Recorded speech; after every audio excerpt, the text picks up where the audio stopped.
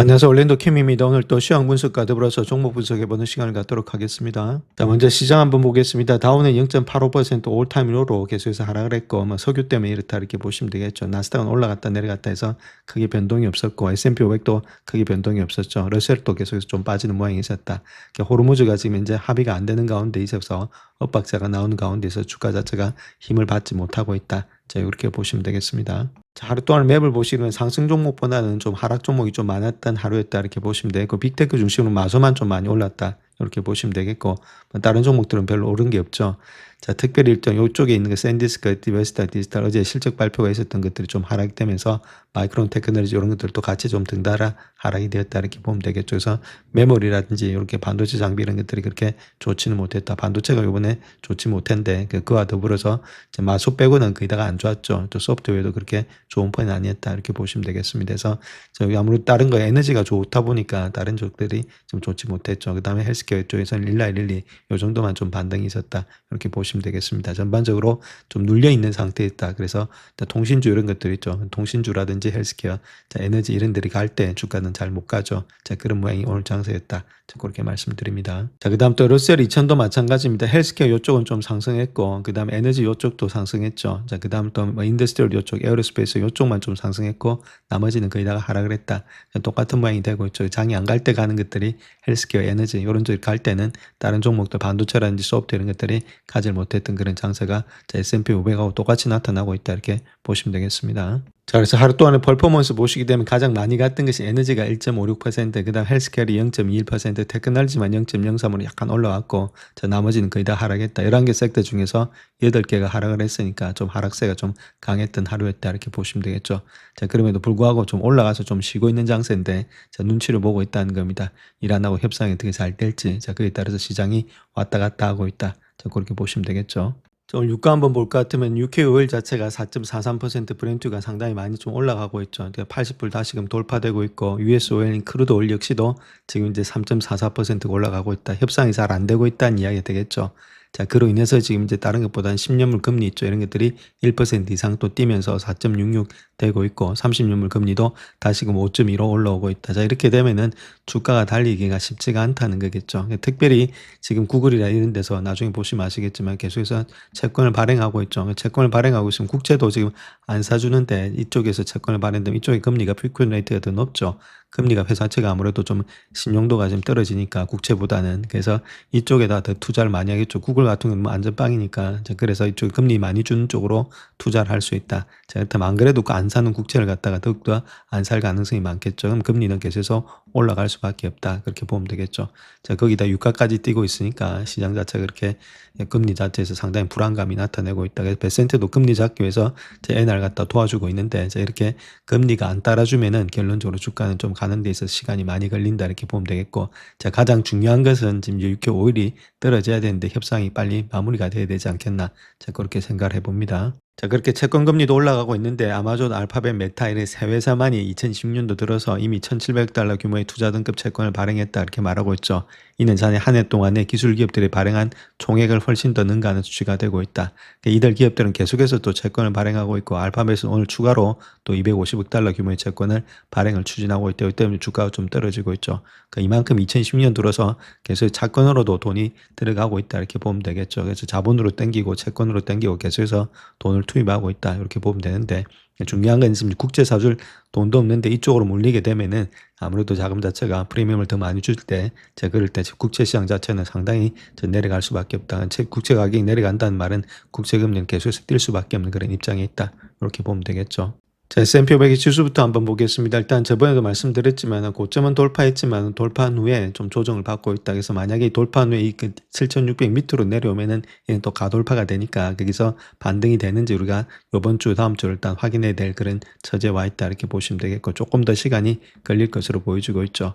자, 나스닥 역시도 지금 이제 돌파한 후에 약간 일단 눕고 있는데 요거 자체가 돌파인지를 좀 더 시간이 봐야 된다 이렇게 말씀드릴 수 있겠고, 자, 다우 같은 경우도 마찬가지로 돌파한 후에 좀 많이 내려오는 보는 가운데 있죠. 오늘 장에서는 내려왔던 이유는 다른 것보다는 지금 기름값이 올라가니까 다우에 속해 있는 모든 종목들이 좀 하락이 되고 있었다. 이렇게 보시면 되고 러셀 역시도 좀 많이 올라가지 못하고 있죠. 돌파를 하지 못한 가운데 있는 것이 러셀이다. 이렇게 보시면 되겠습니다. 그래서 전반적으로 금리가 뛰니까 주가 자체가 못 올라가는데 그 이변에는 결론 호르무즈가 옆에 있다. 이렇게 보시면 되겠죠. 자, 반도체 지수 한번 보겠습니다. 반도체 지수는 일단 돌파는 했는데 조금 일단 기간 조정이 좀 많이 걸릴 것으로 보여지고 있습니다. 돌파한 후에 옆으로 좀 눕고 있죠. 그래서 기간 조정과 시간 조정이 좀 거치면서 주가 자체가 반등이 되는데 반등이 되려면은 가장 중요한 것이 호르무즈가 열려야 반등이 되겠죠. 자, 그러한 기간 조정이 시점에 좀 와 있다. 이렇게 보면 되겠습니다. 그나마 하락 추세는 좀 면면하고 있는데 그렇다고 바로 올라가지는 못하겠고 좀 시간 조정이 좀 거치고 있다. 이렇게 보시면 되겠죠. 자, 오늘 달러 지수가 조금 뛰니까 결론적으로 이야기해서 또 골드 지수가 조금은 하락되고 있죠. 그럼에도 불구하고 지금 이제 50일 이평선은 돌파를 했습니다. 물론 200일 이평선은 아직까지 저항을 받고 있지만 이제 이런 것들은 좀 담으셔서 좀 어느 정도 4,000불이려면은 좀 바닥권을 또 진입하지 않았나. 자, 그렇게 생각이 들고 있기 때문에 자, 포트에 담으실 분들은 현금 대신해서 한 5% 정도는 담아서 길게 보시면서 들고 가는 전략이 필요하지 않나. 자, 그렇게 생각을 해봅니다. 자, 오늘 시장도 좀 등락이 왔다 갔다 하는데 자, 결론적으로 이야기해서 이러한 상황이다. 이러한 상황을 갖다 주시한 투자자로 인해서 주가가 좀 왔다 갔다 하면서 좀 약간의 하락세가 있죠. 그래서 샌디스크 주가도 좀 떨어졌고 자, 메모리 반도체가 아직까지 주가가 올라가는 데는 좀 힘이 든 가운데 있다. 이렇게 보시면 되겠죠. 자, 그래서 현재 시장을 보게 되면은 실적 발표 이후에 활발한 거래가 이어지던 시장이 이제는 숨고르기에 들어간 것으로 보여지고 있다. 약간의 기간 조정이 필요하다는 이야기가 되겠죠. 예상보다 좋은 수익과 매출이 부진한 향후 전망, 그다음에 이런 것들이 맞물릴 경우는 주가가 상승하는 것이 아니다. 이렇게 보면 되겠죠. 이런 것들이 지금 이제 샌디스크, 웨스턴 디지털 실적은 좋은데 아무래도 매출이 좀 부진하고 향후 전망이 안 좋을 때는 주가가 가지 못하고 들어 빠지는 가운데 있다. 이렇게 말씀드릴 수 있겠고 그럴 때는 일부 차익 실현 매물이 나왔다. 자, 그 이야기라고 했죠. 그런 것들이 샌디스크, 웨스턴 디지털이다. 자, 그렇게 이야기를 할 수가 있겠습니다. 그래서 지금은 전망이 훨씬 더 옛날보다 좋아야만 이 주가가 달릴 수 있다. 자, 그렇게 보시면 되겠죠. 그 다음 호르무즈에 관한 이야기인데 이번 분쟁 내내 시장은 수많은 희망적인 조짐을 보여왔다. 이건 트럼프 말 때문에 그렇죠. 왔다 갔다 했던 말 때문에 그런데 이제 트럼프의 말은 신뢰를 완전히 잃어버렸다. 이렇게 보면 되겠고 세부 사항이 구체화되고 있지만은 관심이 합의 도달 여부에서 최종 합의안의 내용 특히 이란이 해협을 갖다 이용하는 선박에 통행료를 부과하는 것이 허용될지 그 여부와 더불어서 이런 것들이 미결제 문제로 옮겨가고 있다. 이렇게 밝히고 있죠. 지금 이제 핵이 문제가 아니라 이제 이란 자체가 선박에 통행료를 부과할 거냐 안 할 거냐 자, 그쪽으로 흘러가고 있다. 그 이야기를 하고 있죠. 그래서 그 초안에 따르게 되면 미국과 이스라엘의 선박의 해협 통과를 금지한다. 그렇게 이야기를 하고 있고 이란이 피해를 입힌 다른 국가들도 배상금이 지급될 때까지는 해협 통과가 허용되지 않는다. 자, 그런 초안을 명시를 하고 있죠. 그래서 테헤란은 위반국에 대해서 선박 화물 가치 20%에 해당되는 벌금을 부과할 계획에 있다. 자, 그렇게 말을 하고 있습니다. 자, 그런 가운데 있고 또 영국의 해상무역운영센터가 수요일 발표한 사건 보고서에 따르면은 호르무즈 해협을 통과하던 유조선이 오만 해내에서 2차례 폭발음을 들었다. 자, 그렇게 이야기를 하고 있죠. 자, 결론적으로 이야기해서 자, 이렇게 되면은 또 시간이 상당히 많이 가지 않겠나. 자, 그렇게 보고 있습니다. 자, 그에 반해서 미국의 반응은 어떠한 방해도 용납할 수 없다. 자, 그렇게 밝히면서 해당 조건을 즉시 거부하는 듯한 반응을 보였다. 이렇게 말하고 있죠. 그래서 어떠한 임시 노선도 방해 없이 이용할 수 있다. 자, 그렇게 일단 엇박자가 나고 있죠. 그러면 이거 박자 또 맞추려면은 엄청난 시간이 걸린다. 이렇게 보시면 되겠습니다. 다음 경제지표 나왔는데 한번 보겠습니다. 이니셜 잡리스 크레임이 있죠. 그러니까 신규 실업 청구 건수는 20만 3천을 예측했는데 19만 9천 건에서 이건 좀 적게 나왔죠. 그럼 실업 청구가 적었다는 것은 좋은 말인데 컨티뉴 잡리스 크레임이 있죠. 계속 실업 청구 건수는 179만 건을 예측했는데 180만 건에서 좀 높게 나왔죠. 요건 좋게 나오고 낮게 나왔으니까 좀 혼조세를 보이고 있다. 이렇게 보시면 되겠고 자, 아틀란타 페드의 GDP 나올 본다면 5.9% 예측했는데 5.8%로 조금은 적게 나왔다. 이렇게 보면 되겠죠. 그래서 실업 청구 건수는 왔다 갔다 하는 가운데 있기 때문에 좀 혼조세가 되고 있고 자, GDP는 조금은 일단 약간 떨어졌다. 자, 그렇게 보시면 되겠죠. 자, 다음에 S&P 500 지수 자체가 주요 시장 고점에서 흔히 볼 수 있는 급격한 상승세를 보이고 있다. 그렇게 차트 분석가가 이야기하고 있는데 자, 이런 거죠. 주가가 올라갔다가 좀 누웠다가 다시금 올라갔다. 그 마지막 불꽃이다. 그 다음 주가는 폭락한다. 자, 그 이야기를 하고 있는데 자, 정말로 그런지 한번 살펴보겠습니다. 자, 그래서 S&P 500 지수의 지금 급격한 상승세는 다 큰 버블을 연상시킨다. 우려스러운 상황이 될 수 있다. 그렇게 기술적인 분석가가 이야기한 겁니다. 그냥 펀더멘탈이 아니고 자, 그런 이야기를 하고 있고 이러한 현상이 지난 30년 동안 단 3번밖에 발생하지 않았다.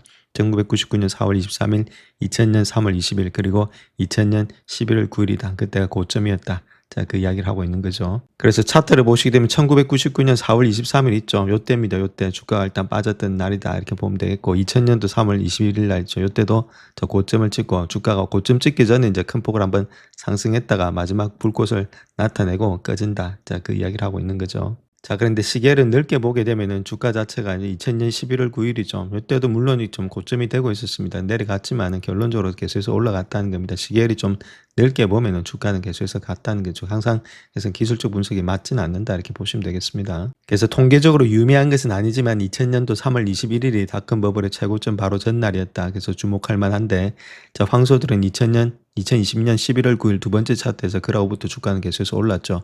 자, 그런데 지금은 그렇게 보이지 않는다. 자, 그렇게 말을 하면서도 마이크로소프트 같은 경우에 있어서는 아무래도 좀 경고 신호이기도 하다. 그렇게 이야기를 하면서 그 27%가 급등을 했죠. 자, 이런 것들은 2000년 이후에 처음이다. 이렇게 말하고 있는데 자, 이렇게 급등이 했던 이유는 뒷받침되고 있는 것은 실적이 계속해서 받침이 됐다는 겁니다. 그때는 자, 아무래도 2000년대라든지 그때 있죠. 닷컴 버블 때는 실적이 받침이 안 됐으니까 주가가 떨어진 거고 자, 마소라든지 이제 구글 이런 것들의 실적이 다 받침이 되면서 올라가고 있기 때문에 그때하고는 다르다. 자, 그렇게 보시는 것이 정답이다. 이렇게 말씀드립니다.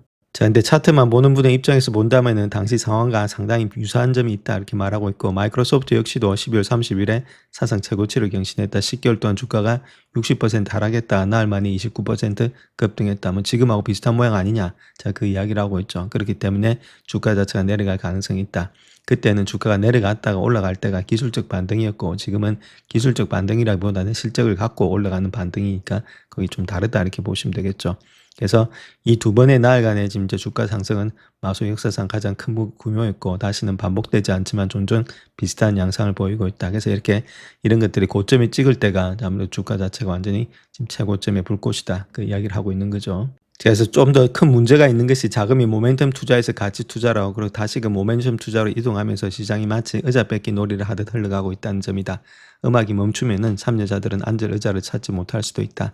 그래서 마이클 버리가 제기한 경고와 일맥상통은 하지만은 주요 고점을 선언하기보다는 최근에 반등세가 실패할 위험에 초점을 맞추고 있다. 그렇게 말하고 있고 주요 정점에 근접했을 가능성이 있는데 1987년과 같은 폭락이 일어날 가능성이 있다고 믿고 있다. 이렇게 말하고 있죠. 이렇게 버리가 이야기하고 있는데 제가 보는 관점은 그런 건 아니다. 이렇게 말씀드립니다. 자, 그래서 마이크로소프트의 월봉 차트 하나 보시게 되면 이게 우상향되고 있죠. 우상향되고 있는데 저기 EPS 보시게 되면 EPS 역시도 우상향되고 있다는 겁니다. 그래서 지금 이제 기업의 이익이 늘어나서 우상향되고 있는 거지 기업의 이익이 좀 내려가면서 우상향되고 있다. 자, 그렇다면 문제가 되겠죠. 자, 그런 것들이 닷컴 버블 때고 지금은 그런 때가 아니라는 겁니다. 우상향되는 이유가 EPS가 계속해서 증가되고 있다. 자, 그렇다면 실적이 뒷받침되는 장성이기 때문에 주가 자체가 이렇게 여기서 폭락한다 이렇게 보기는 힘든 모양이 있다 이렇게 말씀드립니다. 또 요번한 강세론자인 톱니 같은 경우에는 8월 말까지 전망이 S&P 500 지수가 8천까지 간다 그렇게 말하고 있는데 자, 그 내용에 대해서도 한번 살펴보겠습니다. 자, 8회 첫 주밖에 되지 않았지만 톱니는 벌써부터 이번 달 시장 자체가 강세를 보일 거다. 자, 그렇게 이야기를 하면서 지수가 상승할 것으로 예측이 되고 있고 이번 달에 7,900에서 8,000까지 급등할 수 있다. 그렇게 이야기를 하고 있죠. 지난 8주에서 10주 동안 시장이 횡보세를 보이는데 아시다시피 바닥이 클수록 돌파폭도 커진다. 자, 그렇게 이야기를 하고 있죠. 그래서 8월 들어 증시가 강세를 보이고 있는데 그 이유는 2분기 실적의 호조, 호르무즈 해외 재개방 자, 이런 것들을 통해서 페르시아 만의 석유 수송량 증대 이런 것들을 위한 합의 도출에 대한 기대감이 힘입어서 시장이 증가할 거다. 자, 그런 식으로 이야기를 하고 있죠. 이번에 상승을 주도했던 종목들이 있죠. 치고 올라왔던 것들 중에서는 반도체 관련주가 가장 좋은 성과를 냈다. 그래서 SMH라든지 뭐 D램 이런 것들이 주가가 많이 올라갔다. 그렇게 이야기를 하고 있고 자, 나스닥도 마찬가지로 20일, 50일, 200일 이평선 위에 있기 때문에 기술적으로도 상당히 긍정적이다. 자, 그런 식으로 또 이야기를 하고 있죠. 그래서 다른 것보다는 반도체, D램, 메모리 관련 주식은 조정을 겪고 있지만 여전히 낙관적이다. 자, 그렇게 이야기를 하고 있고 1997년과 98년처럼 회복될 것이다. 하지만 이번 회복세는 소프트웨어와 이더리움 중심으로 한 매그니피센트 7이 주도할 것으로 예상이 되고 있다. 자, 요거는 저하고 비슷한 개념을 가지고 있다. 저렇게 말씀드립니다. 자, 그래서 결론적으로 이야기해 보게 되면 견조한 실적의 상승세가 예상보다 좋은 2분기 실적을 가져올 뿐만 아니라 2027년도 실적 전망치도 상향 조정하고 있다. 실제로 수익의 증가세가 가속화되고 있다. 그렇게 이야기를 하고 있죠. 자, 맞는 말이죠. 물론 8월 달에도 바로 올라갈 수 있는데 저 같은 경우는 좀 조정 후에 그 다음 달리지 않겠는가 그렇게 볼 수 있겠죠. 자, 여러 가지 뭐 호르무즈가 완벽하게 끝난다면 주가는 또 폭등할 수 있는데 자, 그렇지 않다면은 좀 실랑이를 하다가 주가는 반등할 가능성이 많이 있다. 근데 내려온다기보다는 상승 쪽으로 보는 것이 맞지 않나. 자, 그렇게 보여지고 있습니다. 자, 또한 JP모건 이야기했던 내용을 보게 되면 아시아 기술주 매도세가 AI 투자 사이클을 꺾진 않았다. 자, 그렇게 말하고 있는데, 자, 그 내용에 대해서도 살펴보겠습니다. 그래서 JP모건은 최근 보고서에서 아시아의 기술주 약세가 인공지능 투자 사이클의 종료를 의미하는 것은 아니다. 그렇게 지적하면서 근본적인 경기 둔화의 증거가 거의 없음에도 불구하고 투자자들이 인공지능 지출의 지속 가능성에 대해서 지나치게 좀 우려하고 있다. 자, 그렇게 이야기를 하고 있죠. 그래서 지금 최근 아시아 기술주와 필라델피아 반도체 지수의 25에서 한 30% 하락은 2022년도 말에 AI 주도의 상승 사이클이 시작된 이후에 세 번째 주요 하락세다. 자, 그렇게 말을 하고 있고, 주가 변동을 제외하고 볼 때 6에서 12개월 동안 의미 있는 약세를 예고하는 펀더멘탈의 지표는 보이지 않는다. 자, 그렇게 이야기를 하고 있죠. 지금 뭐 수급상이 좀 꼬여 있다. 그렇게 보면 되겠고, 현재 사이클의 핵심 기반이 여전히 견고하고 있고, 최첨단 AI 모델은 몇 달마다 지속적으로 개선되고 있다. 그래서 자체 개발 모델과 오픈소스 모델 모두에서 AI 추론에 대한 수요가 강세를 보이고 있다. 그렇게 말하고 있습니다. 특별히 에이전트형 AI가 주목받으면서 AI 생태계 전반의 수익성이 개선되고 있다. 자, 그렇게 이야기를 하고 있죠. 펀더멘탈에 문제 없다. 그 이야기를 하고 있습니다. 자, 투자자들 입장에서 본다면 하이퍼스케일러 기업들의 공격적인 AI 투자 규모를 유지할 수 있을지에 대해서 점점 더 그 큰 의문을 제기하고 있는 가운데, 은행 측은 클라우드 제공업체들이 투자를 축소할 것으로 예상하지 않는다. 자, 그렇게 말하고 있고, 2027년도에는 하이퍼스케일러 기업들이 AI 컴퓨팅 투자에서 물러설 것으로 예상하지 않는다. 자, 그렇게 말을 하고 있죠. 그래서 AI 인프라 확장을 위해서 주식 채권 시장을 활용할 가능성이 높다. 그래서 돈을 계속해서 빌린다는 겁니다. 2027년도까지는 이미 발생 가능성이 낮은 경기 침체를 반영하고 있다. 이렇게 보고서는 지적하고 있는데, 오히려 지금 더 광범위한 실적의 상향 조정, AI 관련된 자본 지출의 지속적인 증가로 인해서 정반대의 상황이 발생할 가능성이 높다. 그렇게 말하고 있죠. 경기 침체가 아니고 더 올라갈 가능성이 높다. 이 이야기를 하고 있습니다.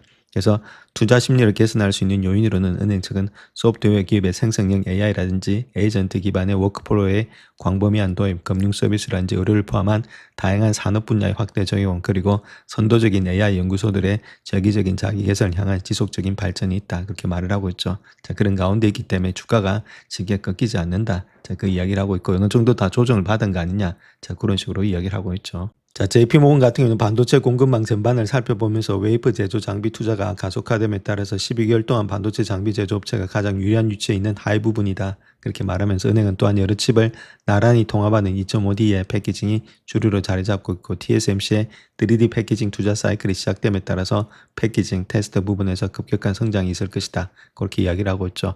또한 구성 요소 중에는 IC 기판을 가장 유망한 부품으로 꼽고 있고, 3D 패키징은 속도와 전력 효율을 높이기 위해서 여러 칩을 수직으로 쌓는 기술이다. 자, 그런 이런 것들은 뭐 아무래도 TSMC라든지 이런 것들이 또 유망한 가운데 있다. 그렇게 보면 되겠죠. 뭐 TSMC는 뭐 잘 나가고 있으니까 주가가 빠질 때마다 조금씩 담아가는 전략이 필요하지 않겠나 그렇게 보여집니다. 자, 다음 메모리에 관한 이야기인데, JP모건은 메모리 수급의 기본 원칙은 여전히 견고하다. 그럼에도 불구하고 2, 3년 동안은 공급이 수요를 크게 앞지를 거다. 그렇게 이야기를 하고 있죠. 그래서 엔비디아, AMD가 향후 AI 제품 메모리 사용량을 줄이려는 최근 움직임을 통해서 AI 기반의 메모리 수요는 가격이 비탈리스크이며 이번 상황이 좀 다르다. 그래서 기존 시장의 전망을 약화시키고 있다. 이렇게 말하고 있습니다. 그래서 기본적인 기반은 탄탄한데 메모리 산업에 대한 시장의 인식은 좀 문제가 있다. 이게 문제가 되고 있죠. 그래서 6개월 동안 해당 부분이 반등할 수 있겠지만은 5개월에 기록했던 고점을 회복할지는 예상하지 않는다. 저도 맞는 말이고, 그래서 효율성이 최우선 과제가 됨에 따라서 상호 연결성이 다음의 주요 변목 현상이 될 수 있다. 이렇게 말하고 있죠. 그러나 향후 18개에서 24개월 동안의 반도체 생산 능력이 증대됨에 따라서 전력 공급이 AI 컴퓨팅의 인프라의 주요 제약 요건으로서 칩 부족을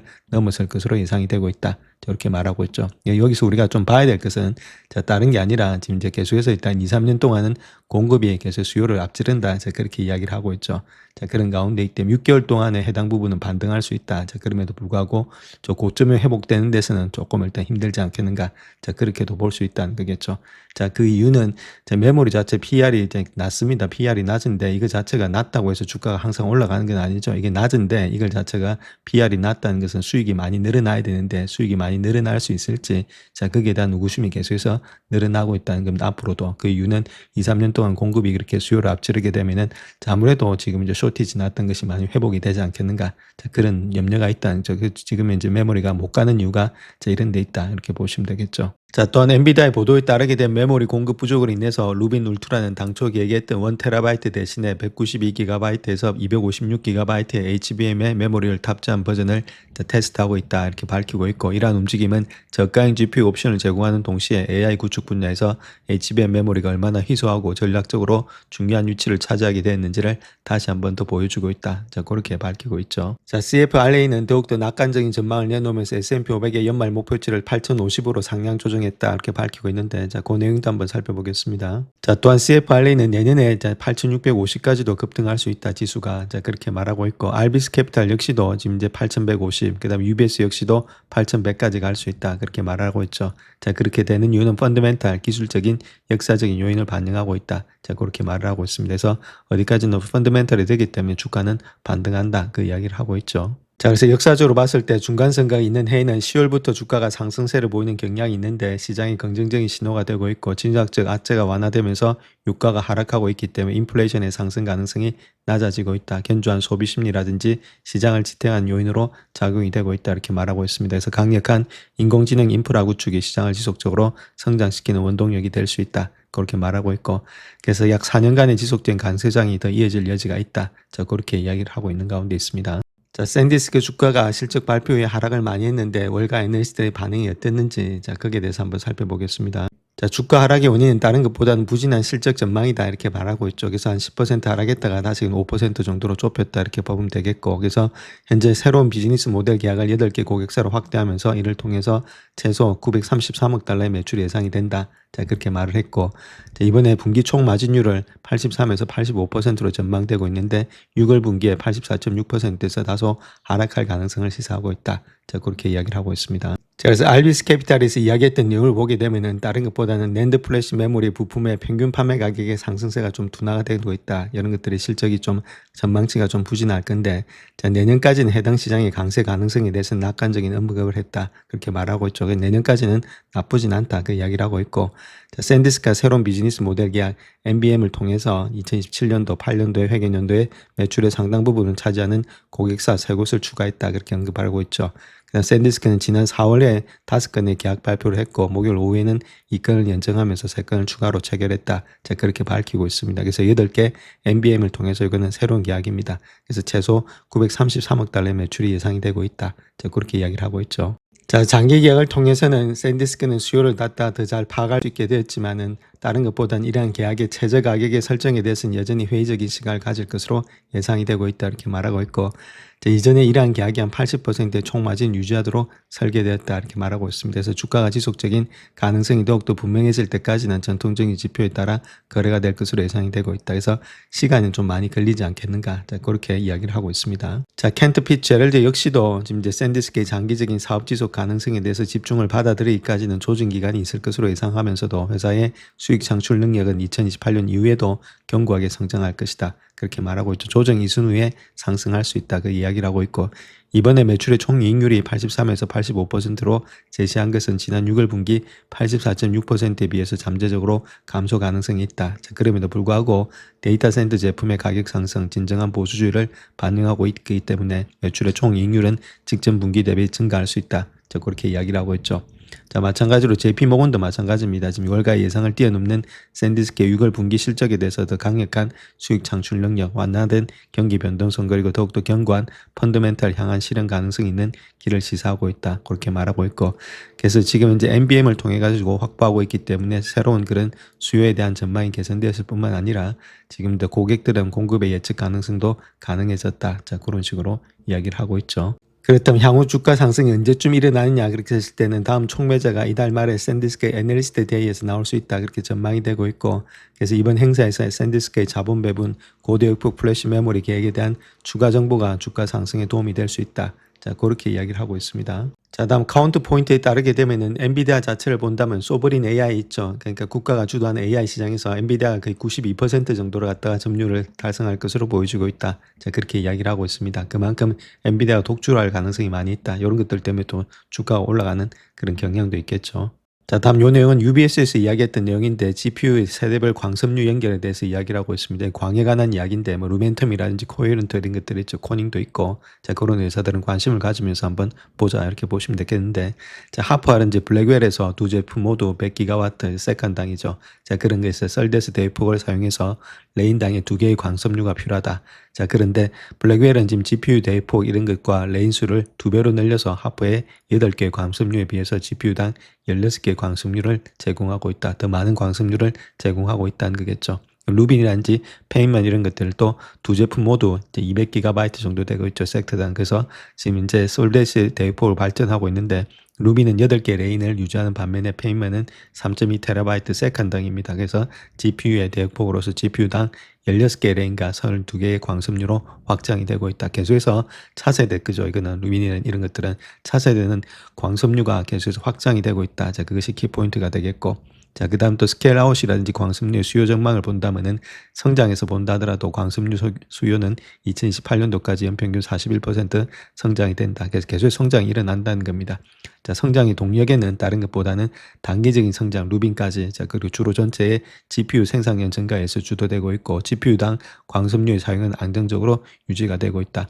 2018년도에 파인만 이런 것들의 출시로 인해서 중대한 변화가 일어나면서 칩당의 광섬유의 수요가 급증하면서 생산 구성이 확대됨에 따라서 스케일아웃 성장이 가속화될 것으로 예측이 되고 있다. 수요도 많이 늘어난다는 겁니다. 그래서 차세대로 가면 갈수록 자, 아무래도 이렇게 광섬유가 확장이 되고 있다. 자, 그 이야기를 하고 있는 거죠. 자, 그 다음 또 현재의 좀 구축의 한계가 있다는 겁니다. AI 아키텍처에서 광섬유는 스케일아웃 네트워크, 즉 클러스터 내에서 렉에만 연결되고 있는데 이렇게 제한적으로 사용된다는 것들, 또 구리 케이블의 전환이 필요하겠죠. 현재 렉 4개 연결이 되고 있는 것이 GPU 간의 연결은 구리 케이블을 사용하고 있는데 저 노드 간 단일 렉을 넘어 확장이 됨에 따라서 대역폭, 거리 요구 사항이 증가되면서 이러한 구리 링크를 광섬유로 전해야 될 필요성이 대두되고 있다 이렇게 말을 하고 있습니다. 그러니까 이런 한계가 있기 때문에 광섬유가 더 많이 필요할 수밖에 없는 그런 입장이 있다 그 이야기를 하고 있는 거죠. 그래서 다음 요 UBS 자료 하나 보시게 되면은 자 다른 게 아니라 지금 GPU 한 개당에 지금 광섬유가 얼마나 필요하냐. 그 하프 시리즈에서는 8개가 필요하고 있고 블랙웰에서는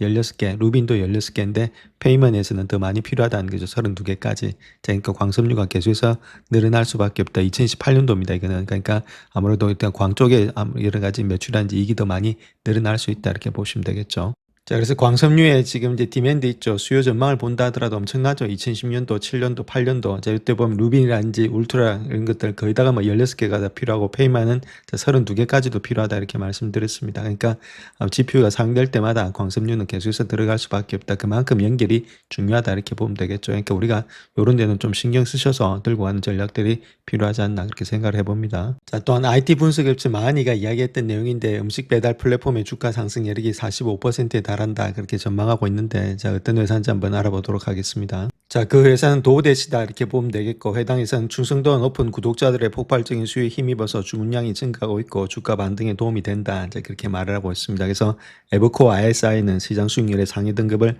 주면서 목표 주가를 $300 유지한다. 그래서 45% 정도의 상승 여력이 있다. 자, 그렇게 이야기를 하고 있죠. 자, 다른 것보다는 지난 24개월보다 합친 것보다도 더 많은 대시패스 회원을 확보했다. 이렇게 말하고 있고, 자, 딜리버리가 따라 3분기 연속으로 대시의 핵심 사업 모두에서 주문의 증가세가 가속화되고 있다. 자, 그렇게 말하고 있죠. 또 하반기에 대시가 꾸준한 EBITDA 마진의 확대를 회복하는 변곡점이 될 것으로 예상이 되고 있기 때문에 주가 상승의 핵심 동력이 되고 있다. 그렇게 말을 하고 있습니다. 자, 특별히 다른 것보다는 지금 이제 해외의 확장이라든지 비식당의 배달 서비스, 드론 기술 투자 이런 것들에 대한 우려로 인해서 주가가 좀 많이 하락을 했지만은 다시금 시장 평균을 상회한 모습을 보여줄 것으로 보여지고 있다. 자, 그렇게 이야기를 하고 있죠. 그래서 도우도시는 수요일 날 발표한 2분기 실적 보고서에서 자사의 전략이 성과를 나타내기 시작했음을 시사하는 몇 가지 업데이트를 공유하고 있는데 자, 다른 것보다는 총 주문량이 전년 대비해서 28% 정도 증가한 9억 7천만 건을 기록하면서 총 주문액은 같은 기간 동안에 36% 증가한 331억 달러에 달했다. 그렇게 말하고 있죠. 그래서 충성도 높은 구독자들이 식료품, 레스토랑, 배달 서비스를 꾸준히 이용한 덕분이다. 자, 그렇게 말을 하고 있고 2분기의 주당 순이익이 46센트를 기록하면서 백셋이 조사한 애널리스트 예상치와 일치했다. 그렇게 말을 하고 있습니다. 또한 전년 동기보다는 주당 순이익이 65센트보다는 좀 감소한 수치가 되고 있고 자, 매출은 44억 5천만 달러로서 컨센서스 예상치인 43억 4천만 달러를 상회했다. 그렇게 말을 하고 있죠. 자, 그런 가운데 있기 때문에 아무래도 조금 더 시간이 지나면 주가는 좀 반등하지 않겠는가. 자, 그렇게 보고 있다는 거겠죠. 그래서 46명이 레이팅을 주고 있는데 11명이 스트롱 바이고 25명이 바이, 10명이 홀드다 이렇게 보면 되겠습니다. 그래서 평균 가격이 247불 정도로 보여주고 있다. 자, 그렇게 이야기를 하고 있죠. 영상을 끝까지 시청해 주셔서 감사합니다. 영상이 도움이 되셨다면 구독과 좋아요 부탁드립니다. 감사합니다.